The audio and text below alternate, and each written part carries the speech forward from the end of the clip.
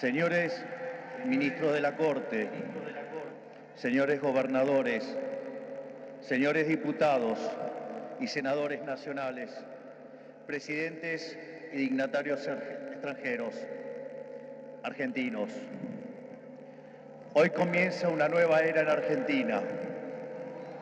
Hoy damos por terminada una larga y triste historia de decadencia y declive y comenzamos el camino de la reconstrucción de nuestro país.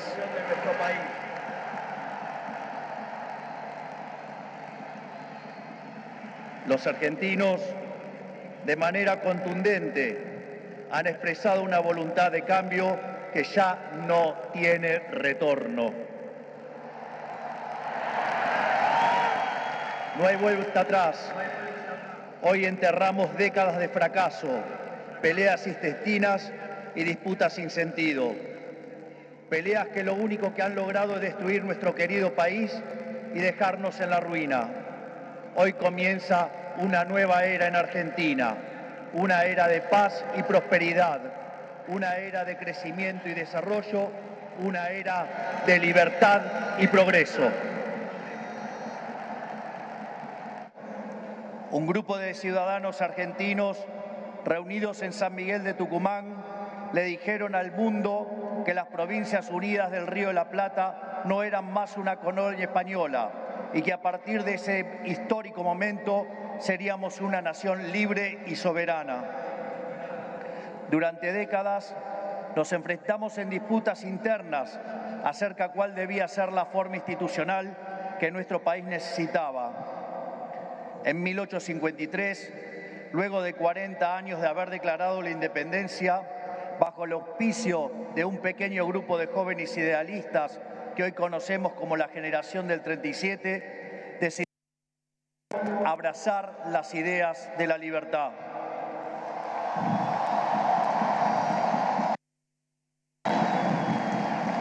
Así, se sancionó una constitución liberal con el objetivo de asegurar los beneficios de la libertad para nosotros, para nuestra posteridad y para todos los hombres del mundo que quieran habitar el suelo argentino.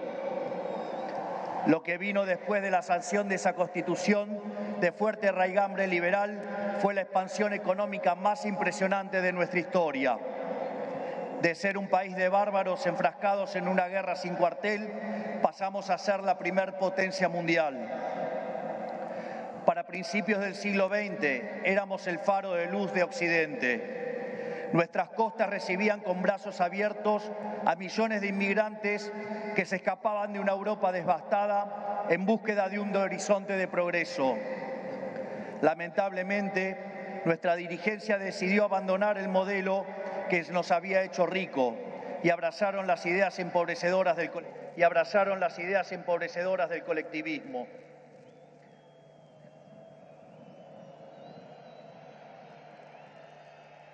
Durante más de 100 años, los políticos han insistido en defender un modelo que lo único que genera es pobreza, estancamiento y miseria. Un modelo que considera que los ciudadanos estamos para servir a la política y no que la política existe para servir a los ciudadanos.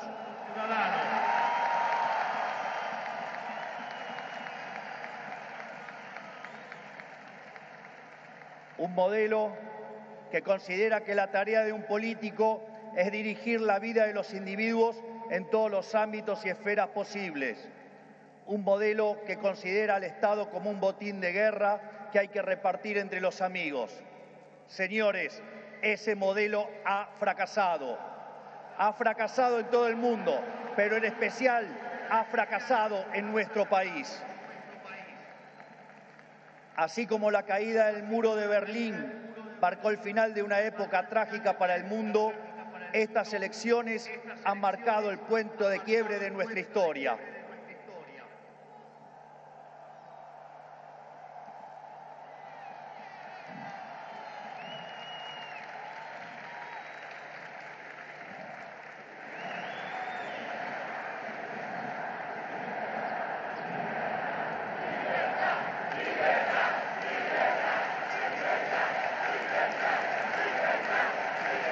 En En estos días, mucho se ha hablado de la herencia que vamos a recibir.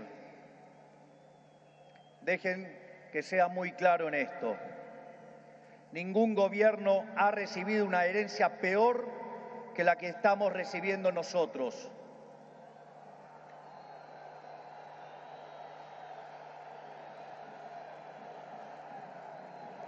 El kirchnerismo, que en sus inicios se jactaba de tener superávit gemelos, esto es, superávit fiscal y externo, hoy nos deja déficit gemelos por 17% del PBI.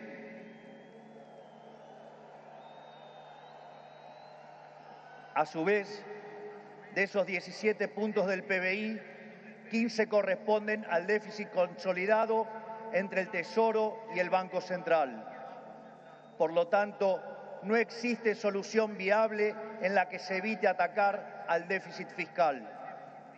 Al mismo tiempo, de esos 15 puntos de déficit fiscal, 5 corresponden al Tesoro Nacional y 10 al Banco Central, por lo que la solución implica, por un lado, un ajuste fiscal en el sector público nacional de 5 puntos del PBI, que a diferencia del pasado, caerá casi totalmente sobre el Estado y no sobre el sector privado.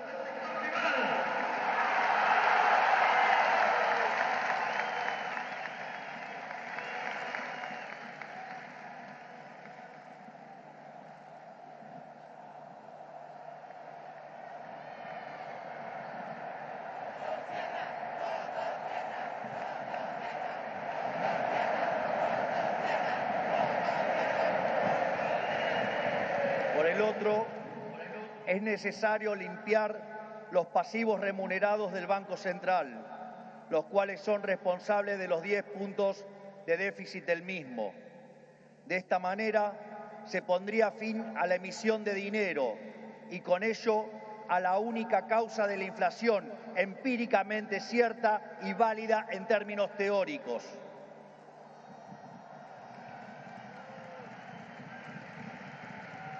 Sin embargo, dado que la política monetaria actúa con un rezago que oscila entre 18 a 24 meses, aun cuando hoy dejemos de emitir dinero, seguiremos pagando los costos del desmadre monetario del gobierno saliente. Haber emitido por 20 puntos del PBI, como se hizo en el gobierno saliente, no es gratis. Lo vamos a pagar en inflación. A su vez, el cepo cambiario, otra herencia de este gobierno,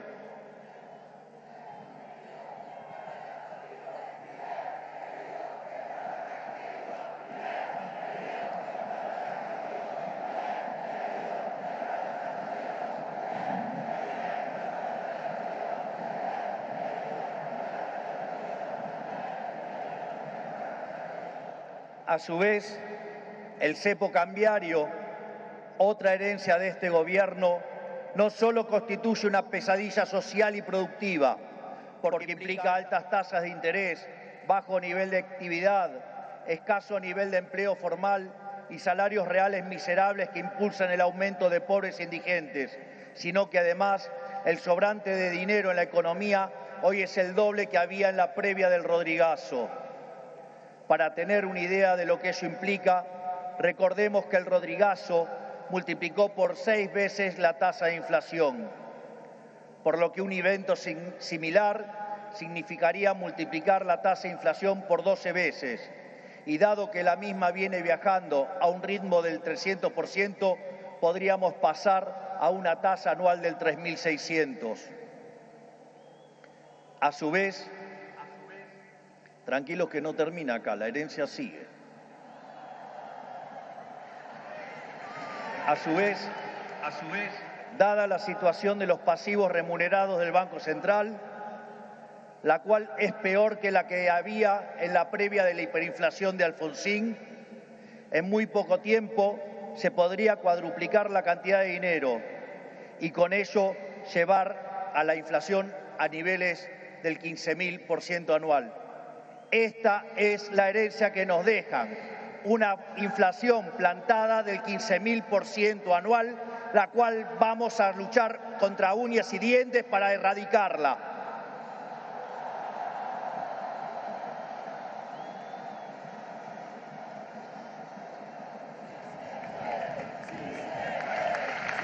Es más, este número, que parece un disparate, quiero que sepan que implica una inflación del 52% mensual, mientras que hoy mismo ya viaja a un ritmo, de acuerdo a estimaciones privadas, que oscilan entre el 20 y el 40% mensual para los meses entre diciembre y febrero.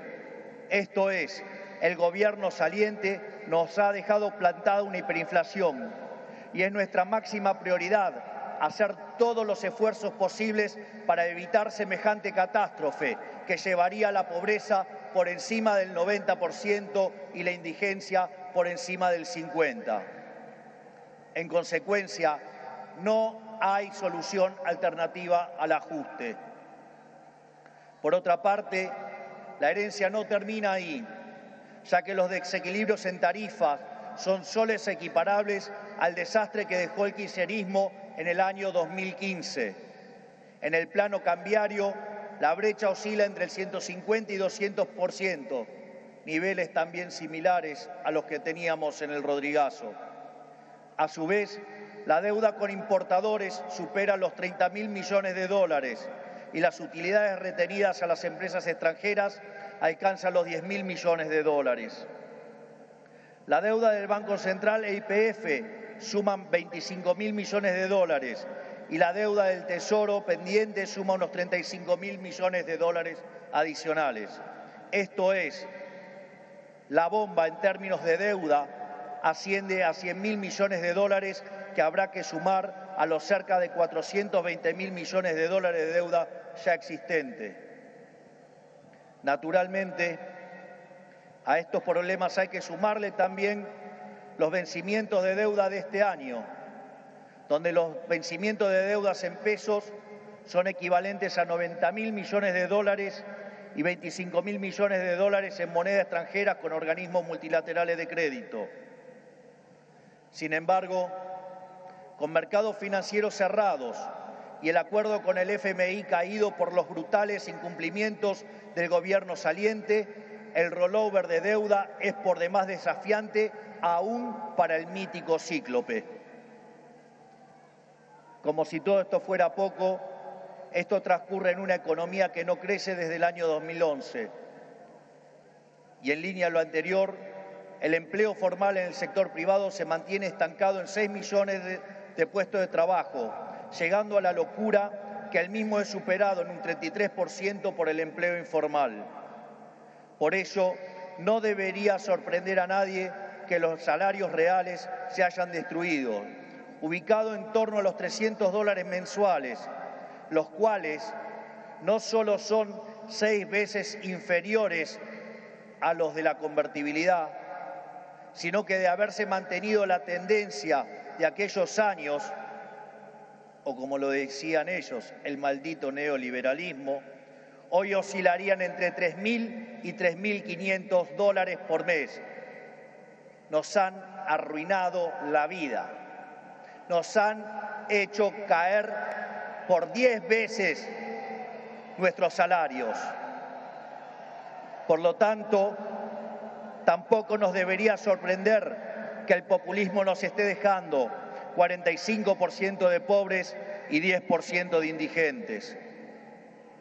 Luego de dicho cuadro de situación, que a todas luces parece irremontable, debe quedar claro que no hay alternativa posible al ajuste.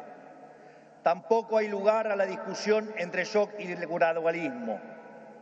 En primer lugar, porque desde el punto de vista empírico, todos los programas gradualistas terminaron mal, mientras que todos los programas de shock, salvo el de 1959, fueron exitosos.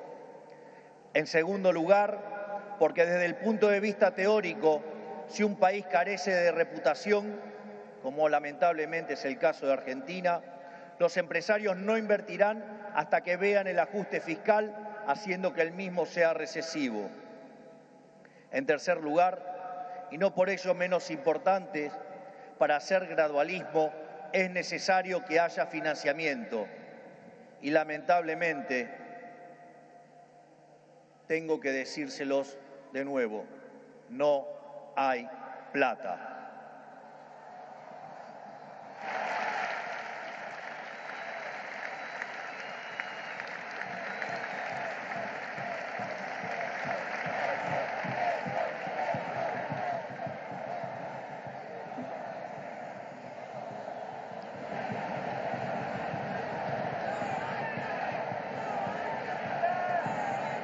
Por ende, la conclusión es que no hay alternativa al ajuste y no hay alternativa al shock.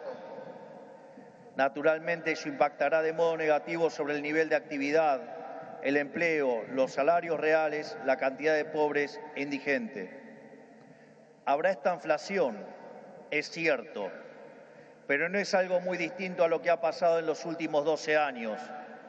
Recordemos que en los últimos 12 años el PBI per cápita ha caído 15% en un contexto donde acumulamos 5.000% de inflación. Por lo tanto, hace más de una década que vivimos en esta inflación. Por lo tanto, este es el último mal trago para comenzar la reconstrucción de Argentina.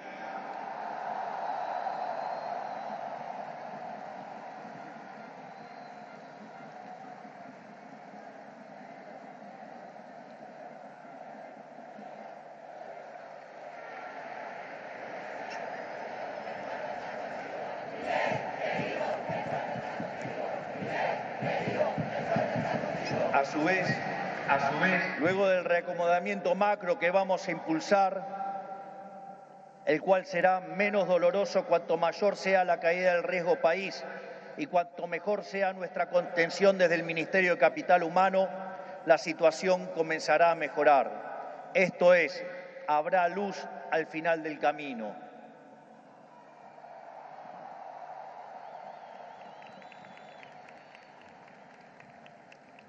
En el caso alternativo, la propuesta sensiblera progresista, cuya única fuente de financiamiento es la emisión de dinero, derivará en una hiperinflación que llevará al país a la peor crisis de su historia, sumado a que nos meterá en una espiral decadente que nos equiparará con la oscuridad de la Venezuela de Chávez y Maduro.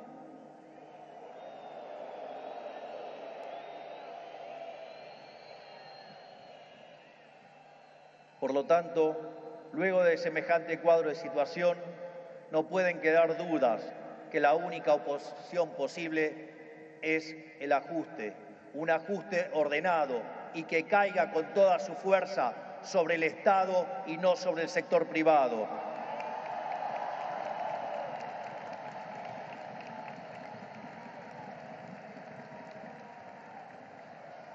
Sabemos que será duro. Por eso quiero también traerles una frase sobresaliente de uno de los mejores presidentes de la historia argentina, que fue Julio Argentino Roca. Nada grande, nada estable y duradero se conquista en el mundo cuando se trata de la libertad de los hombres y del engrandecimiento de los pueblos, si no es a costa de supremos esfuerzos y dolorosos sacrificios. Pero nuestros desafíos no terminan solamente en el plano económico. El nivel de deterioro de nuestro país es tal que abarca todas las esferas de la vida en comunidad. En materia de seguridad, Argentina se ha convertido en un baño de sangre. Los delincuentes caminan libres mientras los argentinos de bien se encierran tras las rejas. El narcotráfico se apoderó lentamente de nuestras calles, a punto tal que una de las ciudades más importantes de nuestro país ha sido secuestrada por los narcos y la violencia. Nuestras fuerzas de seguridad han sido humilladas y maltratadas durante décadas. Han sido abandonados por una clase política que le ha dado la espalda a quienes nos cuidan.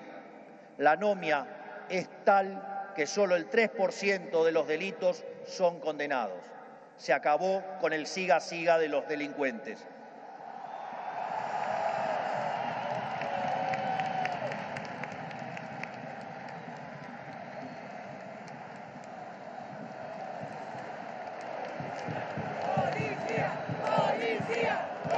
En materia social, estamos recibiendo un país donde la mitad de la población es pobre, con el tejido social completamente roto. Más de 20 millones de argentinos no pueden vivir una vida digna porque son presos de un sistema que lo único que genera es más pobreza. Como dice el gran Jesús Huerta de Soto, los planes contra la pobreza generan más pobreza. La única forma de salir de la pobreza es con más libertad.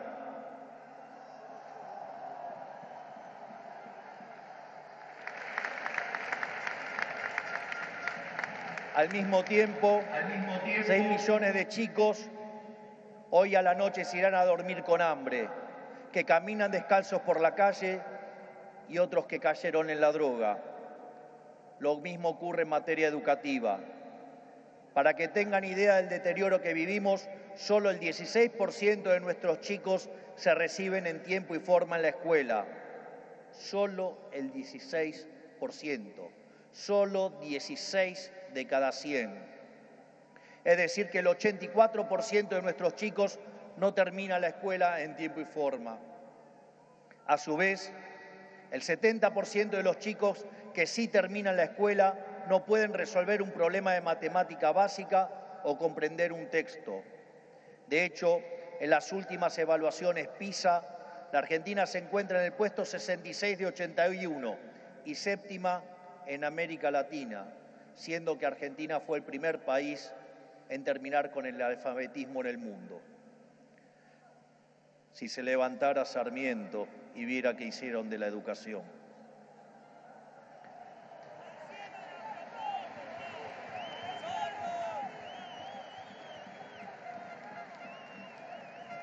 En materia de salud, el sistema se encuentra completamente colapsado. Los hospitales están destruidos, los médicos cobran miseria y los argentinos no tienen acceso a salud básica. Tan es así que durante la pandemia, si los argentinos hubiéramos hecho las cosas como la media de los países del mundo, hubiéramos tenido 30.000 muertos. Pero gracias al Estado Te Cuida y su ineficiencia, 130.000 argentinos perdieron la vida.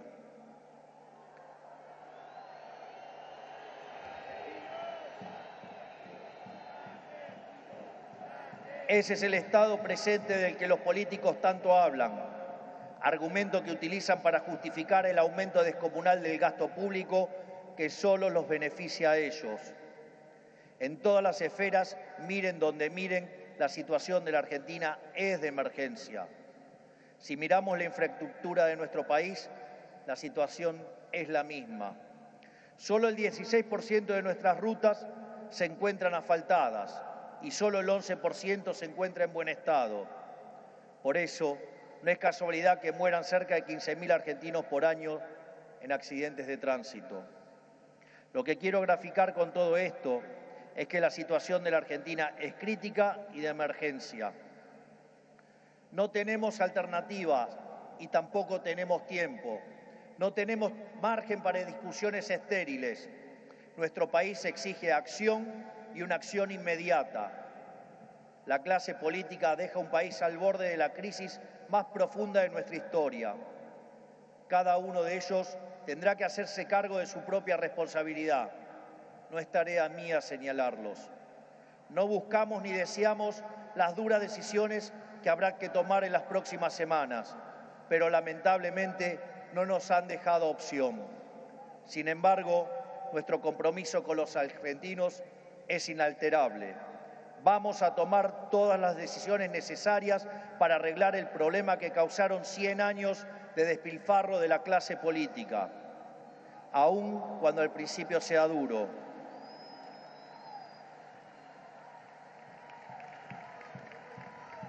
Sabemos que de corto plazo la situación empeorará, pero luego veremos los frutos de nuestro esfuerzo, habiendo creado las bases de un crecimiento sólido y sostenible en el tiempo. También sabemos que no todo está perdido. Los desafíos que tenemos son enormes, pero también lo es nuestra capacidad para superarlos. No va a ser fácil, 100 años de fracaso no se deshacen en un día, pero un día empieza y hoy es ese día.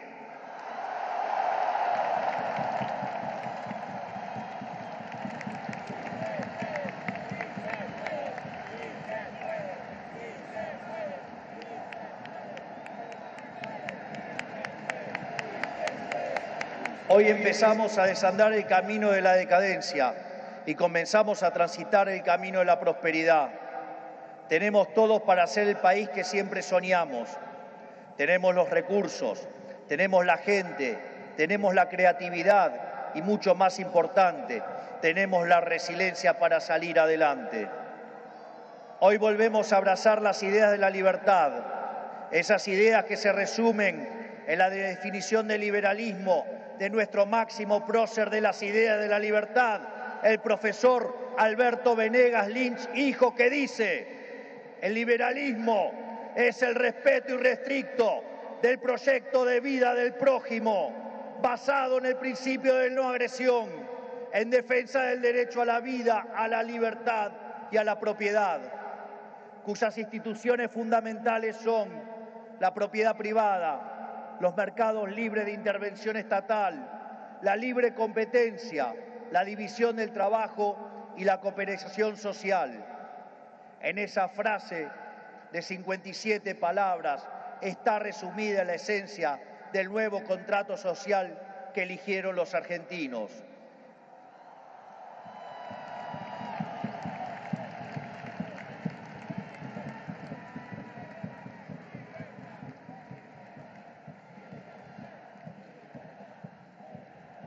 Este nuevo contrato social nos propone un país distinto, un país en el que el Estado no dirija nuestras vidas, sino que vele por nuestros derechos, un país en el que las hace, las paga.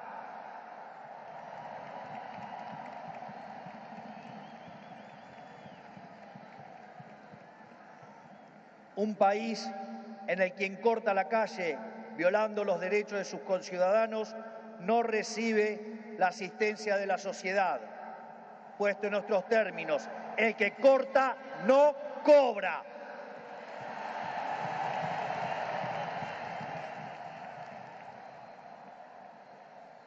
Un país que dentro de la ley permite todo, pero fuera de la ley no permite nada.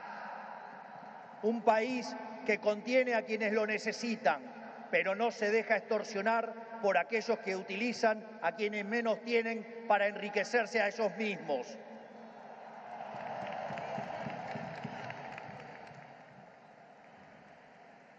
En cuanto a la clase política argentina, quiero decirles que no venimos a perseguir a nadie, no venimos a saldar viejas vendetas, ni a discutir espacio de poder. Nuestro proyecto no es un proyecto de poder, nuestro proyecto es un proyecto de país. No pedimos acompañamiento ciego, pero no vamos a tolerar que la hipocresía, la deshonestidad o la ambición de poder interfieran con el cambio que los argentinos elegimos.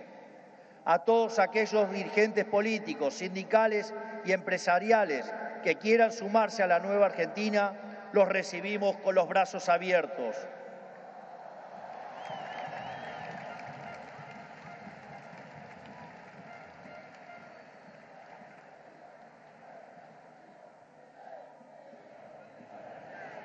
Así, no importa de dónde venga, no importa qué hayan hecho antes, lo único que importa es hacia dónde quieren ir.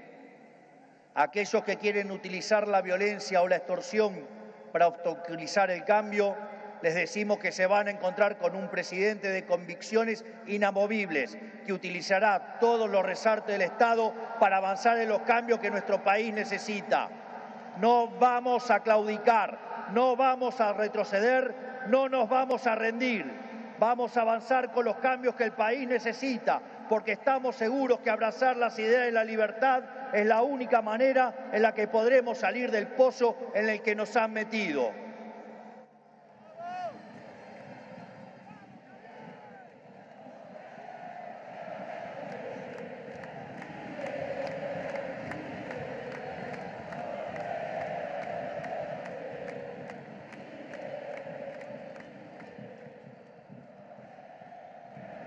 Por lo tanto, y para ir terminando, que quede claro, hoy comienza una nueva era en Argentina.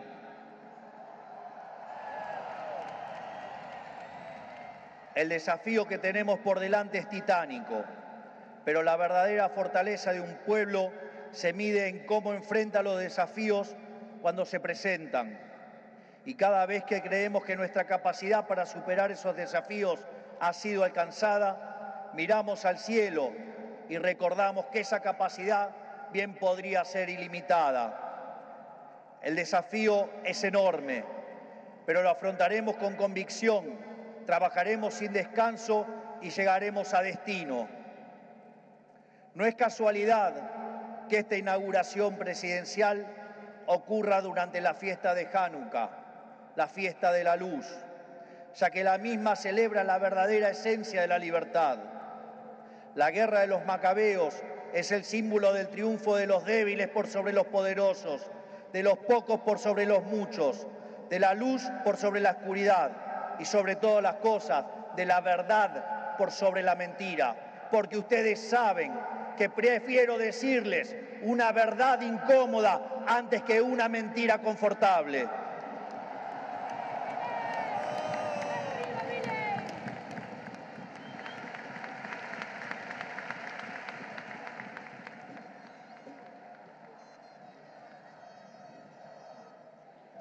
Estoy convencido de que vamos a salir adelante. Recuerdo cuando hace 2 años, junto a la doctora Villarruel, hoy vicepresidente de la Nación, ingresamos a esta casa como diputados. Recuerdo que en una entrevista me habían dicho, pero si ustedes son 2 en 257, no van a poder hacer nada.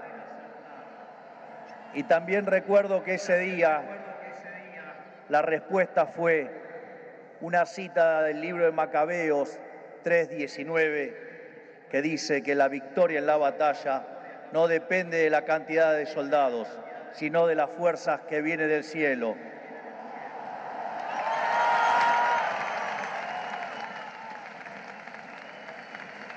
Por lo tanto, Dios bendiga a los argentinos y que las fuerzas del cielo nos acompañen en este desafío.